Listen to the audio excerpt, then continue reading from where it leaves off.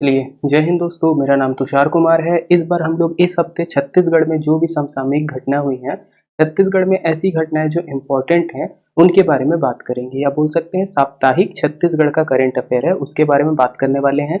कुछ खबरें जो है पेपर में छपी थी, उनको लेंगे, कुछ खबरें पेपर के अलावा भी कई जगह पे मिली थी, उनको लेंगे और हम लोग स्टार्ट करेंगे। तो बढ़ते हैं सीधा-सीधा।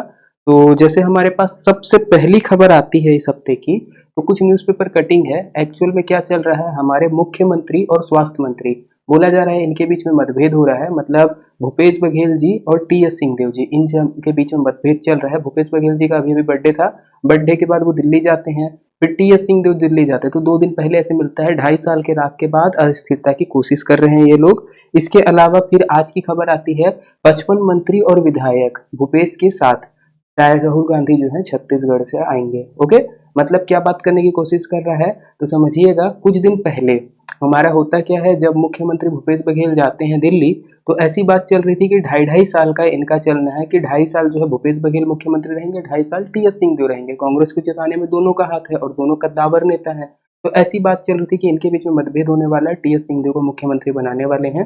टी एस सिंहदेव जो है आला कमान से नाराज चल रहे हैं, उनको पार्टी से मतलब अपने को अच्छा पद चाहिए। हमारे अभी स्वास्थ्य मंत्री बनकर बैठे हैं, तो इसी चीज के लिए भूपेश बघेल जाते हैं, टी एस सिंह जो जाते हैं दिल्ली में बात करने। दिल्ली से लौट कर आते हैं, फिर पता चलता है दिल्ली के जो हमारे छत्तीसगढ़ के जो 50 विधायक हैं कांग्रेस पार्टी के, वो चले गए कहाँ, दिल्ली चले गए बिना बुलाए। तो इसी में चीज चल रहा है कि कौन क्या है कैसा है। इसके बाद एक और खबर आज ही की आती है। क्या आती है कि रेणु जोगी जो है जनता कांग्रेस छत्तीसगढ़, जो कांग्रेस पार्टी से अलग एक पार्टी बनी थी हमारी, अजीत जोगी जो पार्टी बनाए थे पहले मुख्यमंत्री, वो उनका देहांत होने के बाद अब रेणु जोगी जो उनकी वाइफ है वो भी वहां से विधायक हैं। तो वो बोल रही हैं कि मैं अपनी पार्टी का विलय जो है जनता कांग्रेस छत्तीसगढ़ का विलय कांग्रेस में कर सकती हूँ। तो एक क्वेश्चन चल रहा होगा सभी के बीच में कि क्या बोलते हैं, कहीं मुख्यमंत्री तो नहीं बदलने वाला है, या फिर कैसे बोलते हैं जैसे मध्य प्रदेश में हुआ था ज्योतिरादित्य सिंधिया, वो जैसी हरकत किए थे कि कांग्रेस से बीजेपी में शामिल हो गए थे और सरकार गिर गई थी, वैसा तो नहीं होने वाला है। तो क्या अटकलें चल रही हैं, इसको समझते हैं कि क्या हो सकता है हमारा।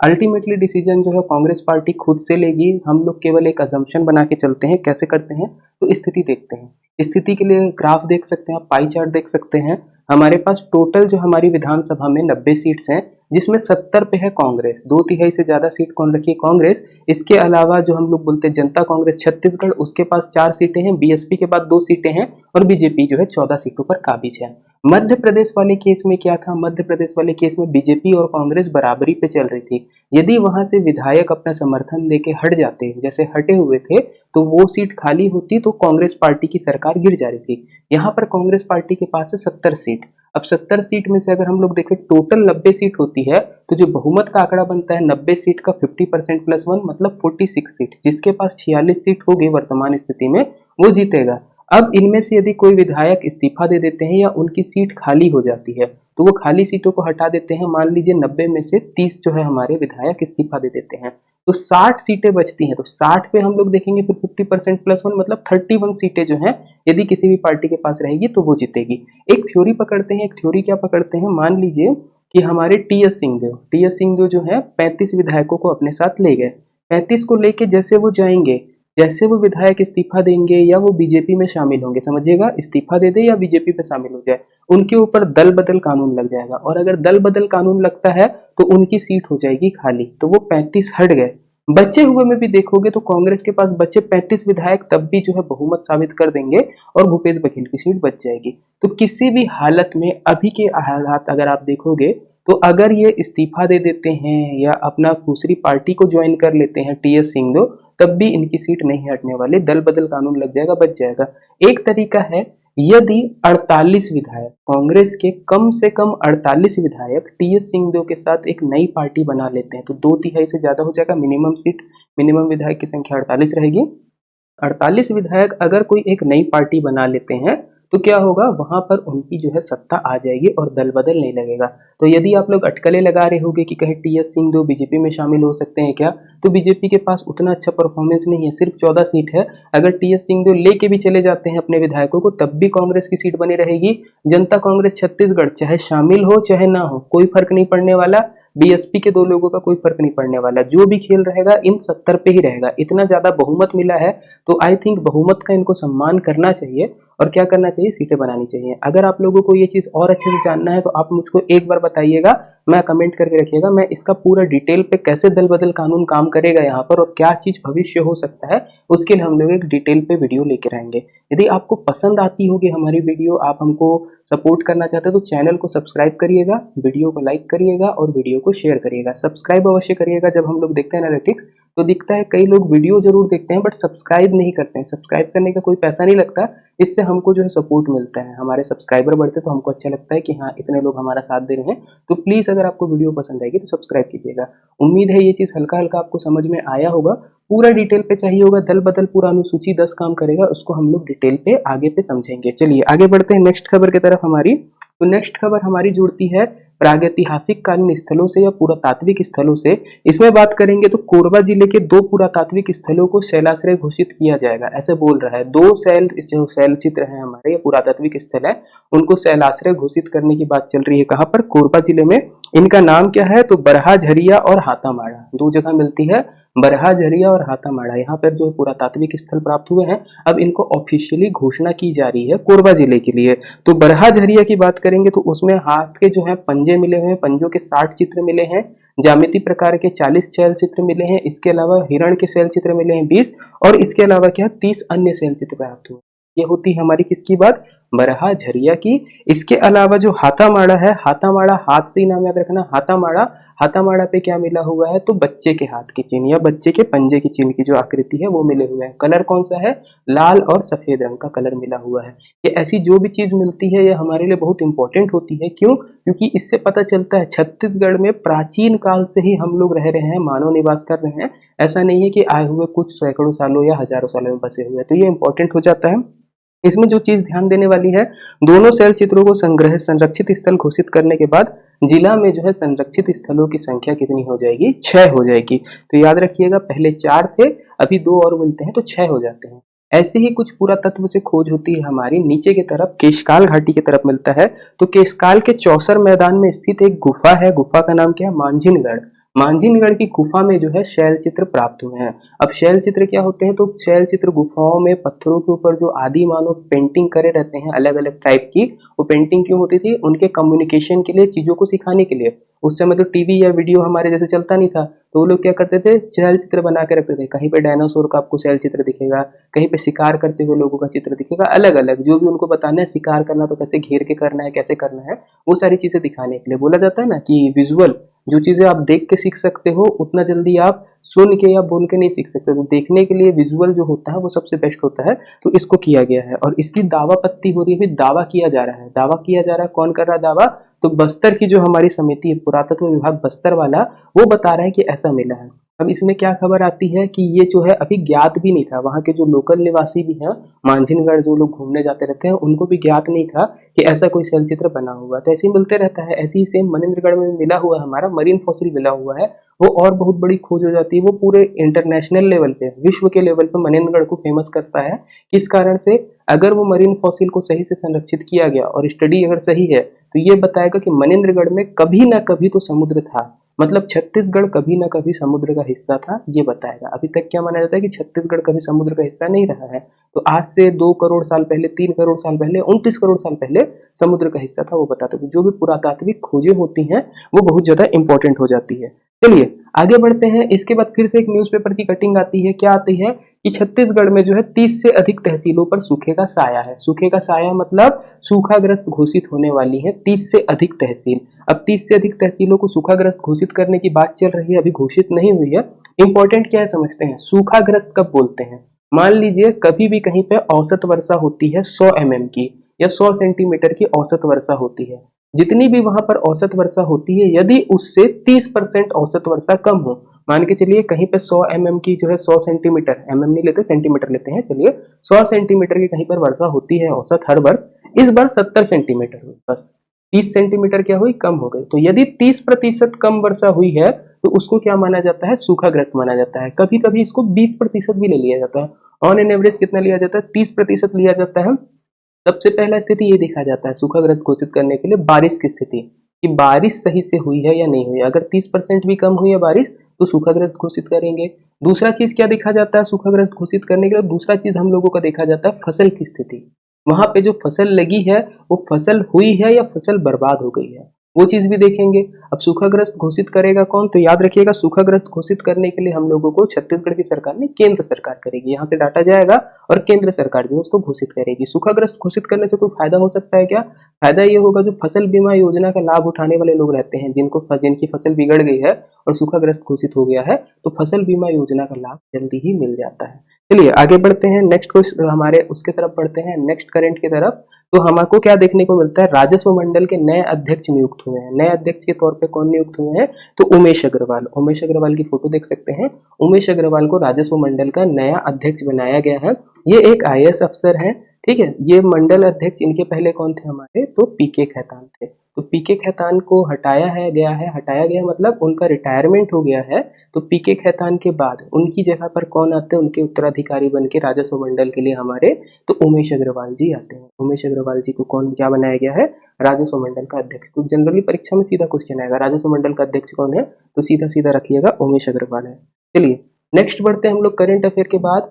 करंट अफेयर की बात करेंगे तो हमको दो आदेश दिखते हैं, दो लोगों को कैबिनेट मंत्री का दर्जा दिया गया है अभी छत्तीसगढ़ सरकार द्वारा। पहले कौन है हमारे? तो छत्तीसगढ़ राज्य अनुसूचित जनजाति आयोग के अध्यक्ष हैं, नाम है भानु प्रताप सिंह। इनको साथ ही साथ हमारे राज्य कृषक कल्याण परिषद के अध्यक्ष है सुरेंद्र शर्मा। इन दोनों को कैबिनेट मंत्री का दर्जा मिला हुआ है। कौन कौन है हमारे? तो भानु प्रताप सिंह है, ये कौन है? तो अनुसूचित जाति आयोग जनजाति आयोग के अध्यक्ष है। अनुसूचित जनजाति बोलेंगे तो एसटी आयोग, राज्य एसटी आयोग के ये अध्यक्ष है भानु प्रताप सिंह। और दूसरे हमारे होते हैं सुरेंद्र शर्मा, जो कृषक कल्याण परिषद के अध्यक्ष हैं। इन दोनों को क्या मिला है? कैबिनेट का दर्जा। करेंट में जो क्वेश्चन आते हैं पहला तो यही है किन किन लोगों को कैबिनेट का दर्जा मिला है, साथ ही साथ कौन सा अध्यक्ष किस विभाग का है। तो राष्ट्रीय अनुसूचित जाति बोलेगा तो उसको भी आपको याद रखना है, राष्ट्रीय अनुसूचित जनजाति आयोग जाति आयोग का अध्यक्ष। ऐसे ही छत्तीसगढ़ में अगर देखेंगे तो राज्य अनुसूचित जनजाति आयोग का अध्यक्ष कौन है? भानु प्रताप सिंह। ऐसी अगर बोलेंगे राज्य कृषक कल्याण परिषद का अध्यक्ष कौन है? तो सुरेंद्र शर्मा। इन दोनों को क्या मिलता है? कैबिनेट मंत्री का दर्जा मिलता है। चलिए नेक्स्ट खबर की तरफ हम लोग बढ़ते हैं। दुखद खबर है थोड़ा छत्तीसगढ़ को लेकर। क्या? तो उद्यंती अभ्यारण्य में जो एकलौती मादा वन भैंसा था, नाम था उसका क्या? खुशी। उनकी मृत्यु हो गई है। वो मादा वन भैंसा 7 वर्ष की आयु में उसकी मृत्यु हो जाती है। 2 दिन से तबीयत खराब चल रही थी, उसके बाद ये जो पशु है इसकी मृत्यु हो गई है। अभ्यारण्य में अभी 8 नर भैंसे बचे हैं। ये उद्यंती वाला है, ऐसा नहीं है कि छत्तीसगढ़ में मादा वन भैंसा नहीं बची है, वो स्थिति बहुत पहले पुरानी थी। बात करेंगे वन भैंसा के बारे में तो हमारा राजकीय पशु है। इसको हम लोग राजकीय पशु क्यों बनाए थे? राजकीय पशु बनाने के पीछे कारण था छत्तीसगढ़ में जो इन भैंसों की नस्ल पाई जाती है वो सबसे शुद्ध है, सबसे शुद्ध नस्ल वाले हैं। इनके संरक्षण का काम चल रहा था, बट संरक्षण में इशू क्या आ रहा था कि मादा वन भैंसा जन्म ही नहीं ले रही थी। हर बार नर वन भैंसा जन्म ले रहा था। इनके साथ हो क्या रहा था दिक्कत? आजू बाजू के जो वन भैंसे रहते हैं या जो पास की भैंसे हैं उनके साथ इनका क्रॉस हो जा रहा था, तो नस्ल पे प्रभाव पड़ रहा था। रिंडरपेस्ट एक बीमारी होती है जिसकी वजह से इनकी जो है मृत्यु हो जा रही थी बार बार। ऑलरेडी हमने इसको राजकीय प्रतीक में कवर अप किया है वन भैंसे को अच्छे से, आप वो वीडियो को देख सकते हैं, मैं उसका लिंक डाल दूंगा। इसके अलावा बात करते हैं छोटा छोटा, तो इनकी जो बढ़ाने की बात चल रही थी, इनकी जो संख्या बढ़ाए, उसमें क्या है कि मेल और फीमेल दोनों का होना जरूरी है। अब फीमेल एकलौती थी उद्यंती अभ्यारण्य में, इसकी मृत्यु हो जाती है, तो एक छत्तीसगढ़ सरकार को बहुत बड़ा झटका लगता है अपने राजकीय पशु को बचाने के लिए। अब बात क्या चल रही है, जैसे पहले हम लोगों ने किया था, असम से हम लोग मानस अभ्यारण्य से वन भैंसे को मंगा के लेके आए थे, मादा वन भैंसे को। ऐसे ही अभी फिर बात चल रही है कि अभी फिर से मानस अभ्यारण्य से या असम से वन भैंसों को मंगा के लेके आएंगे और यहाँ पे हमको जो है फिर से इनका वन भैंसों का जो है आपका काम होने लगेगा, संख्या बढ़ाई जाएगी। इसके पहले हम लोगों ने टेक्नोलॉजी भी रेडी की थी, टेक्नोलॉजी के अनुसार क्लोन बनाया हुआ था हमने मादा वन भैंसे का, हरियाणा के थ्रू हुआ था करनाल रिसर्च इंस्टीट्यूट में। वहां से जो क्लोन बना था उससे मादा वन भैंसा एक जन्म ली थी।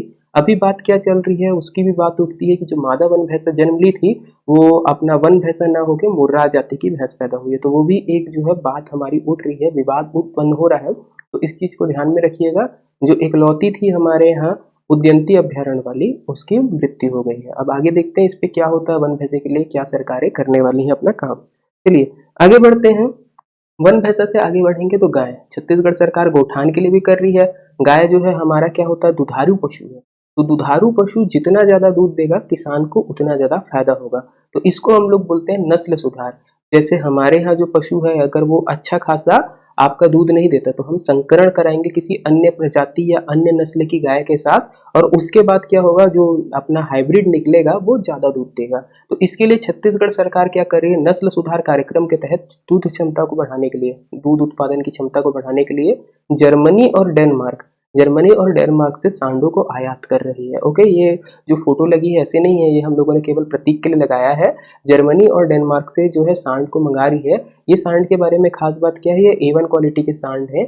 इनमें अगर आप इनसे हाइब्रिडाइजेशन कराते हो अपनी गायों को तो 9,000 से 12,000 किलोग्राम अधिक दूध मिलने की संभावना बढ़ेगी। ओके, तो 9,000 से 12,000 किलोग्राम अगर अधिक दूध मिलता है एक सीजन में तो बहुत बड़ी बात होती है। किसानों को जितना ज्यादा दूध मिलेगा उतना ज्यादा किसानों का फायदा होगा। तो सरकार ये काम कर रही है। ध्यान देने वाली बात क्या है, कहाँ से मंगाया गया है, कौन देशों से मंगाया गया है, तो एक जर्मनी का है और एक डेनमार्क का है। ये इंपॉर्टेंट हो जाएगा। चलिए आगे बढ़ते हैं हम लोग खबर की तरफ। तो एक खबर निकलती है हमारी सुकमा जिले से। राखी के दिन की खबर है। राखी के दिन में क्या होता है, तो सुकमा जिले में एक दुर्गा फाइटर्स करके जो है हमारा महिला पुलिस कर्मियों को बनाया गया है एक फाइटर दस्ता। ये महिला कर पुलिस कर्मियों का फाइटर दस्ता, संज्ञा दी गई है इसको दुर्गा फाइटर्स। टोटल 32 पुलिसकर्मी इसमें शामिल है। 32 पुलिसकर्मी इसमें शामिल है। ये भी प्रतीकात्मक तस्वीर हम लोगों ने यूज की है। 32 महिला पुलिसकर्मी शामिल होते हैं। दुर्गा फाइटर्स नाम रहता है। किस लिए बनाया गया है, अब सुकमा तरफ बन रहा है तो आंख बंद करके लगा दीजिएगा, नक्सली हम लोग। ओके, तो जो भी नक्सली रहते हैं उनसे लड़ाई करने के लिए, नक्सली हम लोग को कंट्रोल करने के लिए, नक्सलियों से लड़ाई करने के लिए दुर्गा फाइटर्स करके महिला पुलिसकर्मियों का एक दस्ता तैयार किया गया है।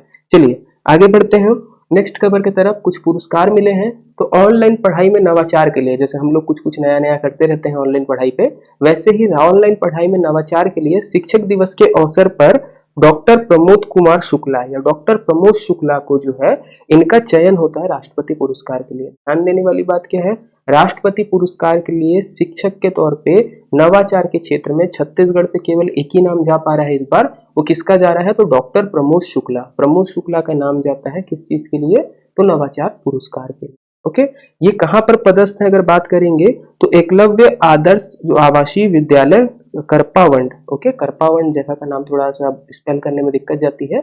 एकलव्य आदर्श विद्यालय आप याद रखिएगा, एकलव्य आदर्श आवासीय विद्यालय करपावंड में ये पदस्थ है। वहां पर पढ़ाते हैं नवाचार के क्षेत्र में, नई नई चीजों के क्षेत्र में आप पढ़ाई के लिए बच्चों के साथ कैसे नवाचार कर सकते हो, उसके क्षेत्र में इनको राष्ट्रपति पुरस्कार मिलने वाला है। ऐसी जुड़ी हुई दूसरी खबर आती है किससे, तो मुख्यमंत्री हमारे बोलते हैं कि जो भी प्राइमरी एजुकेशन है अब हम लोग काम करेंगे, जो वहाँ की संपर्क बोली है या जो लोकल लैंग्वेज है उस पे हम लोग काम करेंगे, उसी पे पढ़ाया जाएगा, तो लोकल लैंग्वेज पे। हमारे संविधान में भी मिलता है हम लोगों को अनुच्छेद में कि प्राथमिक शिक्षा जो है जो भी हो सके बच्चों को उसकी मातृभाषा में दी जाए। इसके पीछे एकदम साइंटिफिक तर्क है।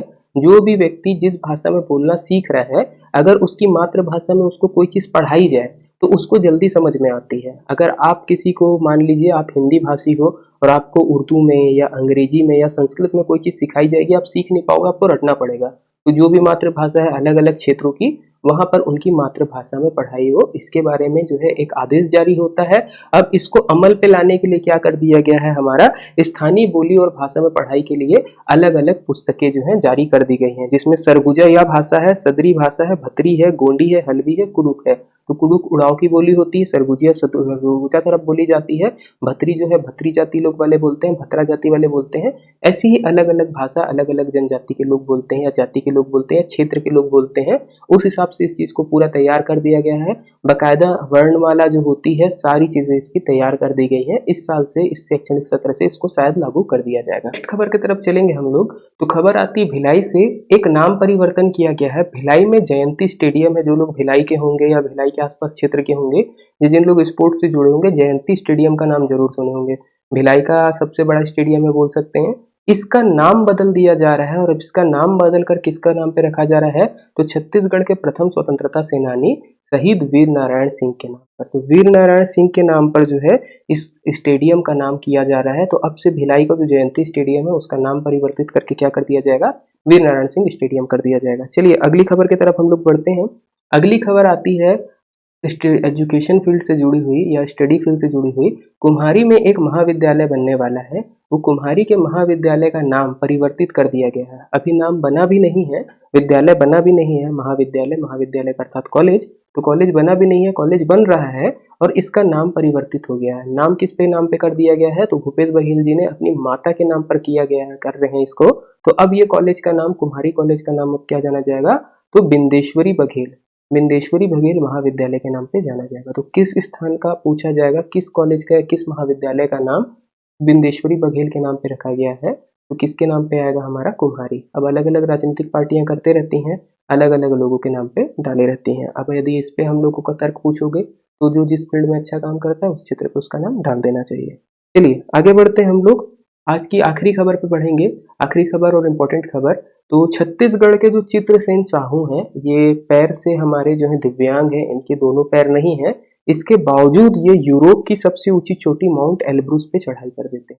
इनको जो है कृत्रिम पैर लगाए गए हैं, तो माउंट एल्ब्रूस पे चढ़ाई करने वाले ये भारत के पहले व्यक्ति बनते हैं जो दिव्यांग हैं। इसके साथ साथ इन्होंने केवल इतना ही नहीं किया है, इसके पहले भी इन्होंने अफ्रीका की सबसे ऊंची चोटी किलीमंजारो पर, ऑस्ट्रेलिया महाद्वीप की सबसे ऊंची चोटी जो है उस पर इन्होंने फतह पाई है। तो इतना ही था आज की खबर के लिए। यदि आपको खबरें पसंद आई हो, आपको हमारा एनालिसिस सही लगा हो, यदि आप लोगों को लगता हो कि हम लोग कुछ अच्छा कर रहे हैं, आप हमारा साथ देना चाहते हैं, तो आपसे एक छोटी सी रिक्वेस्ट रहेगी, कृपया चैनल को सब्सक्राइब करिएगा, वीडियो को लाइक करिएगा और ज़्यादा से ज़्यादा लोगों तक शेयर करिए। धन्यवाद। जय हिंद।